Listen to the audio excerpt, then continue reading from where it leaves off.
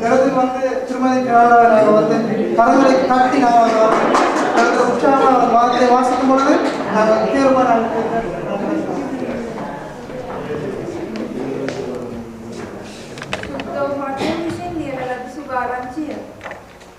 පළවෙනි පරිච්ඡේදය 18 සිට 20 දක්වා යේසුස් වහන්සේගේ උපන්වය.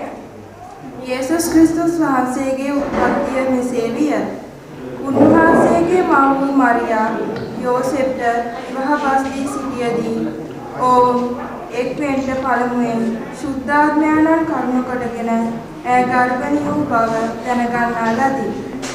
ධර්මිෂ්ඨයෙක්ව සිටි ඇගේ පුරුෂයා වූ යෝසෙෆ්ට නින්දාවට පමුණවන්නට නොකැමැතිව රහසින් අත්හරින්න සිදුවේය.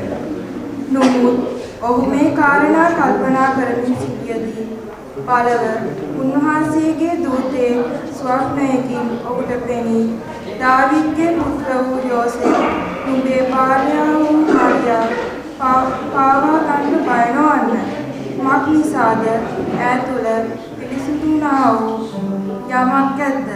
එය ශුද්ධාඥානං කරුණු කොටගෙන ඈ පුත්‍රයෙකු බිහි කරන්නීය.